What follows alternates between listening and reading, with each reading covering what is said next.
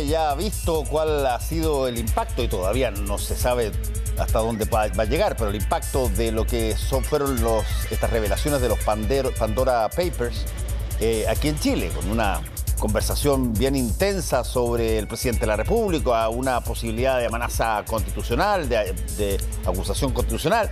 Bueno, pero esto no es algo que esté pasando solamente acá, está pasando en muchos países porque los Pandora Papers han dado cuenta de traspasos a paraísos fiscales de montones de autoridades o de personajes muy famosos.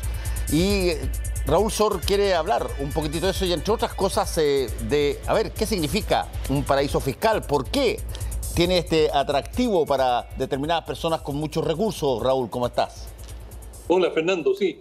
En inglés se le dice tax haven, paraíso tributario. Sí, tributario. Es decir, ese es el propósito principal de estos paraísos, que es eludir los impuestos.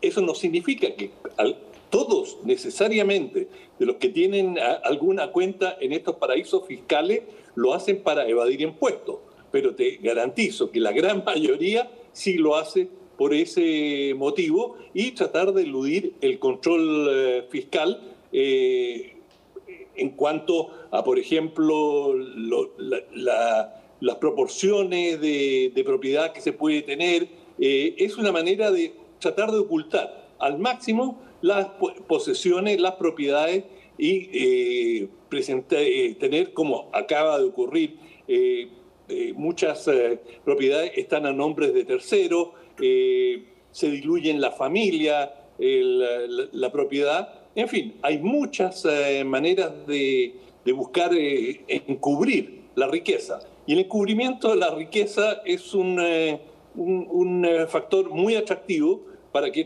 quienes las tienen en grandes cantidades, porque sienten que los estados tratan de apoderarse o de tener acceso a una parte de ella con afanes de redistribución y por lo tanto buscan eludir hasta donde les sea posible.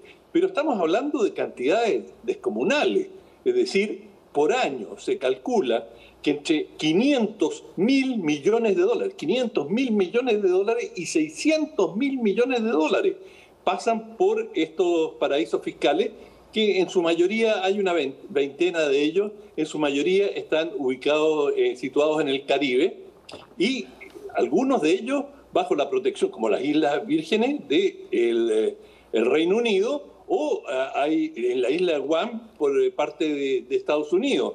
Y Estados Unidos tiene Samoa estadounidense, es decir, Estados Unidos, donde hay un reclamo muy grande por el no pago por la no tributación de grandes corporaciones, hay una situación en que las propias autoridades son las que permiten la existencia de estos paraísos. Los más consecuentes en la lucha contra los paraísos han sido, en principio, la Unión Europea y en particular Francia. Francia, desde hace mucho tiempo, viene tratando de acotar, limitar el alcance de estos paraísos, y ellos tuvieron un enfrentamiento muy serio con Suiza, donde atacaron frontalmente a lo que se conoce como el secreto bancario, que es una de las características de los paraísos fiscales. Por lo tanto, esta es una lucha que se ha venido dando y bueno, ahora estamos con los Pandora Papers, pero antes estábamos con los Panama Papers y antes hubo otros. Estos son una serie de revelaciones sucesivas y por lo visto el fenómeno no disminuye en volumen. Sí. Es decir, entre los Panama Papers y los Pandora Papers todavía se ve que esto es un fenómeno de magnitudes descomunales. Y déjame decirte un último dato, Fernando. Lo que se elude en impuestos a través de lo que se conoce de estos paraísos fiscales equivale a todo el gasto en educación de los países con menos desarrollo. De eso estamos hablando. Es decir, no sé. Yo entiendo que este es un movimiento permanente de mucho tiempo en la instalación de estos paraísos fiscales, que cada cierto tiempo son evaluados esos países sobre si pueden seguir siendo tratados como paraísos fiscales o no. Y de hecho algunos entran, otros cumplen con las normas o eliminan determinadas prácticas y dejan de serlo. Pero tú mencionaste ahí el secreto bancario. El secreto bancario es un estándar que aplica a todos los cuentacorrentistas de los bancos, digamos. Tú tienes un grado de confianza en que el banco no puede revelar, salvo que hay una orden judicial, no pueda revelar tus depósitos o tus saldos de cuentas corrientes. Distinto es si es que ese secreto obedece a, por ejemplo, que es lo que pasa a veces en los paraísos fiscales, a cláusulas ad hoc que están reglamentadas en esos países o que se permiten en esos países para manejar o guardar las platas en una determinada característica. Desde ese punto de vista, ¿qué impacto ha tenido estos Pandora Papers fuera de Chile? Chile ya la conocemos, pero fuera de Chile, ¿cómo se ha reaccionado a esto? Bueno, sí, a propósito del secreto bancario, yo estaba refiriéndome específicamente a la fricción que tuvo Francia con Suiza, ¿no? Sí. Pero el impacto que ha tenido ha sido enorme. Uno de los países más afectados por esto es Jordania, donde el rey se dio a conocer de que tenía más de 50 millones, cerca de 70 millones de dólares en propiedades en distintos lugares. Y Jordania es un país extremadamente pobre y ha habido un cuestionamiento creciente de la monarquía. Y por supuesto que cuando surgen revelaciones como esta, esto contribuye a deslegitimar a los gobiernos. Y eso también, por supuesto, Ecuador está viviendo esa situación, donde también con el presidente Guillermo Lasso hay una situación bastante compleja, es decir, hay una polarización política muy grande en Ecuador de gobiernos anteriores, del gobierno del presidente Correa. Y bueno, naturalmente estas revelaciones hacen que se exacerben los sentimientos políticos. Lo mismo hasta cierto punto en Chile, pero claro, hay países que son capaces de atenuarlo mejor. También hay algunas revelaciones sobre el presidente Vladimir Putin en Rusia y, por supuesto, según el grado de control que tú tengas sobre los medios de comunicación, será también el nivel de cuestionamiento. Y en el caso de Putin, en Rusia, el asunto, hasta donde sabemos, ha pasado muy calmadamente. Sí, es interesante cada vez que aparecen este tipo de cosas. Por ejemplo, yo lo he propuesto varias veces acá, anteriormente cuando era parte de los debates como interrogador, digamos, pero la verdad nunca me ha pescado mucho en ese sentido. Pero a mí me parecía interesante, por ejemplo, la fórmula esta que tienen en Estados Unidos,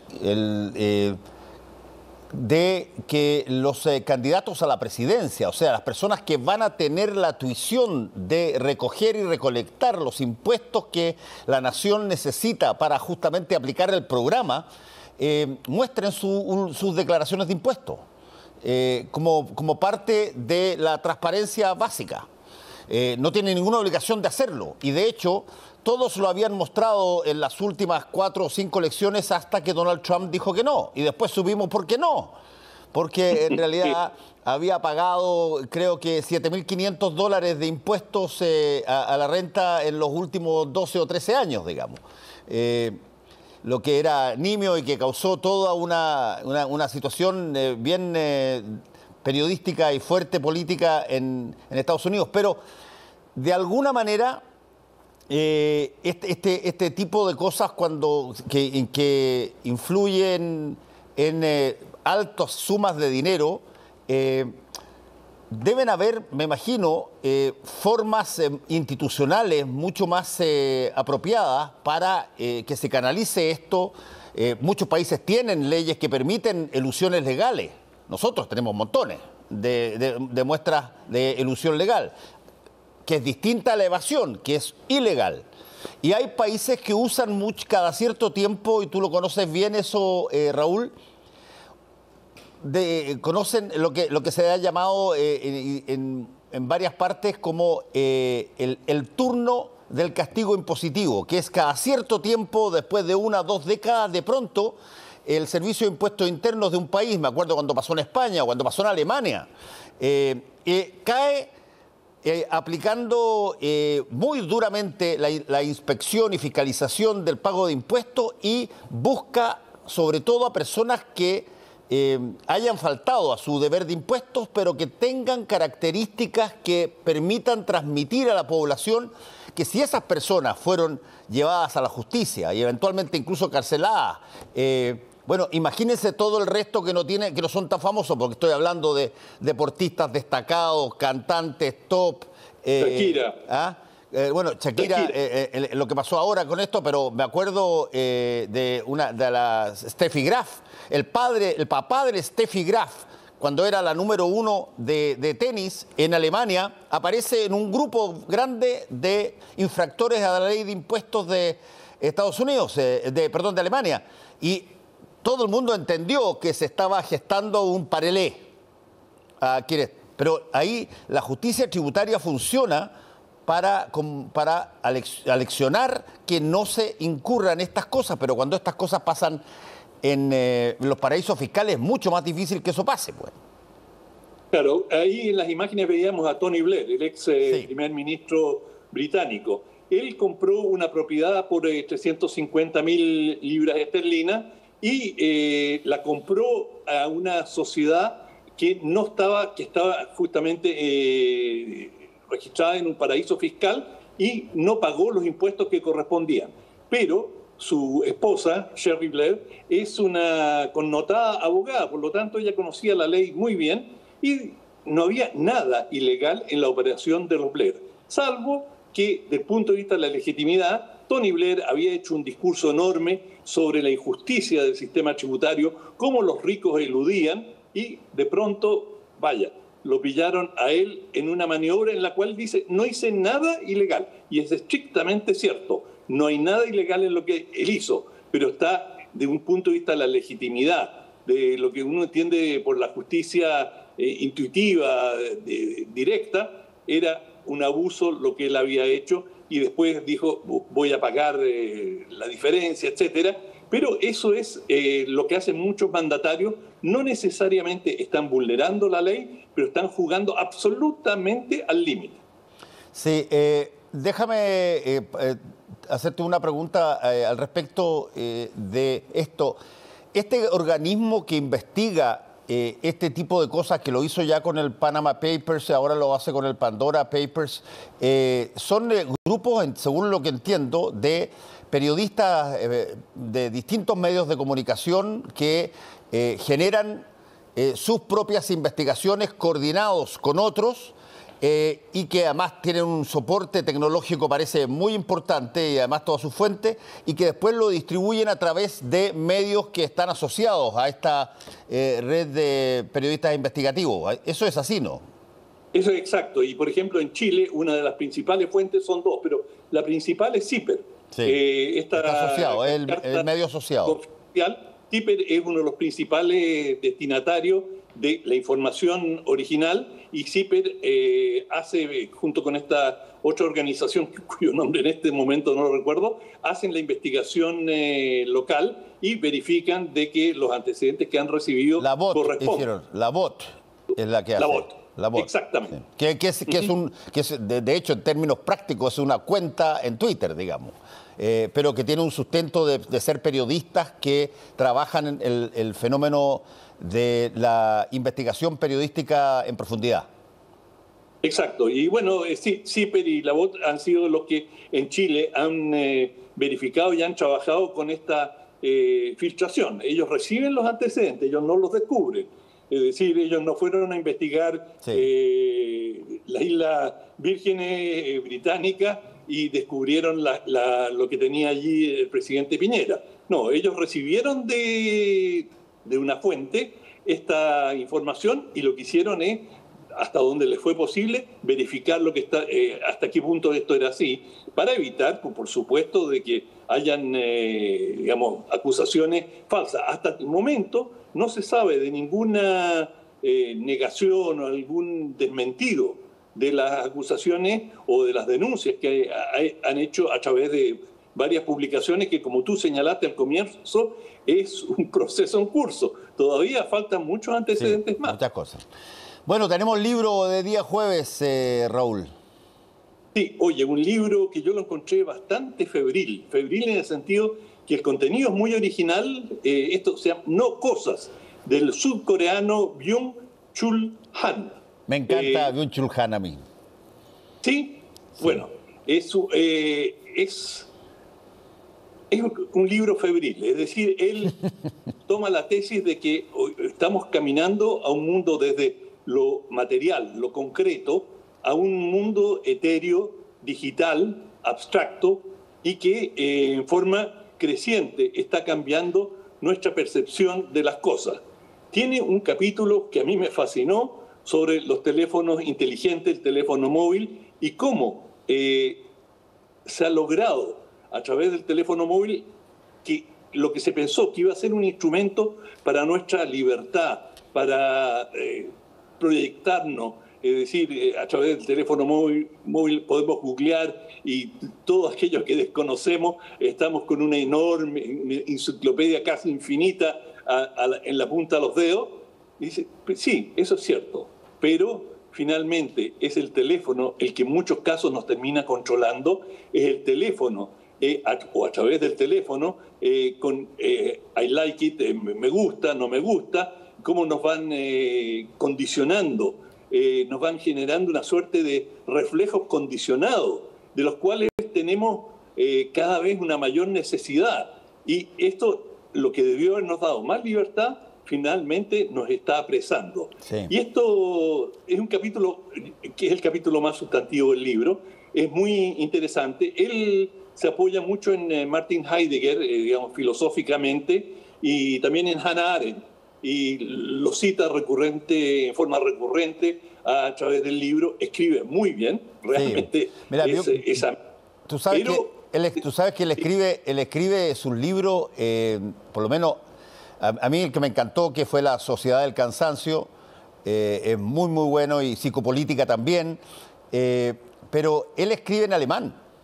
Él estudió, Byung-Chul Han, siendo coreano, viajó a Alemania, sacó, entiendo, un doctorado y hizo clases allá y escribió buena parte de uno de sus primeros libros en alemán, y por lo tanto tiene una aproximación a los filósofos germanos, alemanes, claro, bien cercana.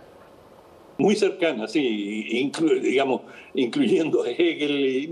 Se nota, es muy clara la matriz teutónica, digamos, desde la perspectiva filosófica, pero es un libro, cuando dije febril, es porque me hizo pensar en muchas cosas. Y te voy a ser bien honesto, no es un libro que he terminado de digerir. Me ha dado tanto material para pensar, me sacudió un poco ciertas convicciones.